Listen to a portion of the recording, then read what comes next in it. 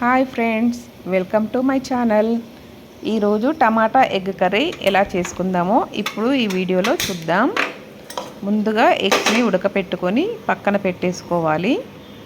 ఇప్పుడు stove ముట్టించుకొని pan పెట్టుకోవాలి. పాన్లో కాస్త ఆయిల్ కూడా వేసుకోవాలి.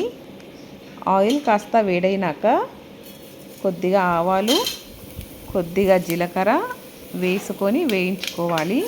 అవి వేగినాక ముందుగానే కట్ చేసి పెట్టుకున్న ఆనియన్స్ని కూడా వేసేసుకుందాం.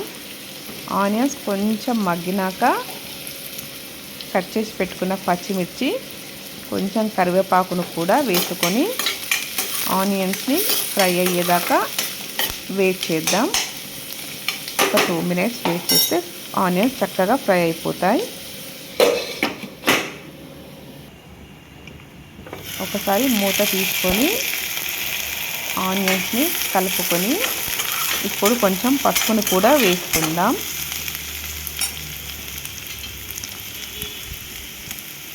పసుపు కూడా వేసుకున్నాక ముందుగానే కట్ చేసి పెట్టుకున్న టమాటాలని ఇందులోకి వేసేసుకుందాం. టమాటా కూడా వేసుకొని ఒకసారి మొత్తాన్ని చక్కగా కలిపేసుకోవాలి. టమాటా మొత్తం కలుపుకున్నాక సాల్ట్ కూడా యాడ్ చేసేసుకుందాం. సాల్ట్ ముందుగానే యాడ్ చేసుకోవడం వల్ల టమాటా తొందరగా మగ్గిపోతుంది, గుజ్జు గుజ్జులాగా చక్కగా వస్తుంది. ఇప్పుడు ఒకసారి మూత తీసుకొని టమాటాని మొత్తాన్ని చక్కగా కలుపుకొని ఇంకొక 5 minutes మగ్గించుకుందాం. ఇంకో 5 minutes అయితే టమాటా మొత్తం మగ్గిపోతుంది. మళ్ళీ కొద్దిసేపు మూత పెట్టుకొని ఒక 2 minutes వెయిట్ చేద్దాం.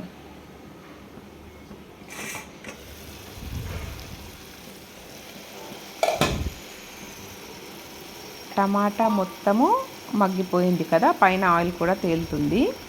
ఇప్పుడు రుచికి సరిపడినంత కారాన్ని కూడా యాడ్ చేసుకుందాం.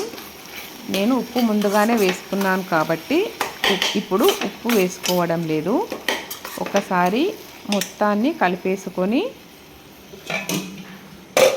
2 minutes మూత పెట్టుకొని మగ్గించుకుందాం. కారం మొత్తం టమాటాకి పట్టేదాకా. చక్కగా ఉడికిపోయింది కదా. ఇప్పుడు ఇందాక మనం బాయిల్ చేసి పక్కన పెట్టుకున్నాం కదా ఎగ్స్, వాటిని కూడా ఇప్పుడు ఇందులోనికి వేసేసుకుందాం. ఎగ్స్ వేసేసుకొని ఒకసారి మొత్తాన్ని కలుపుకొని మూత పెట్టుకోవాలి ఒక 2 minutes.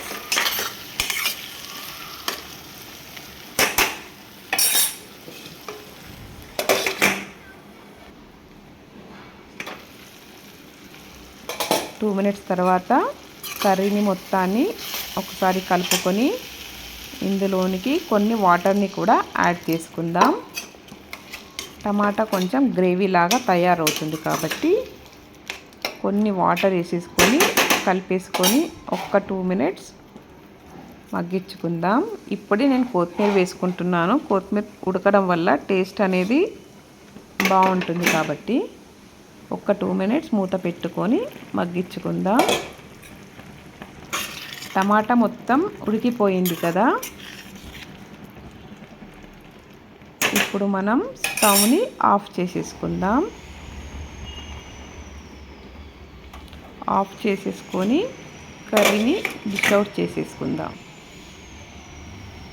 ఎంతో టేస్టీగా సింపుల్గా టమాటా ఎగ్ కర్రీ రెడీ అయ్యింది.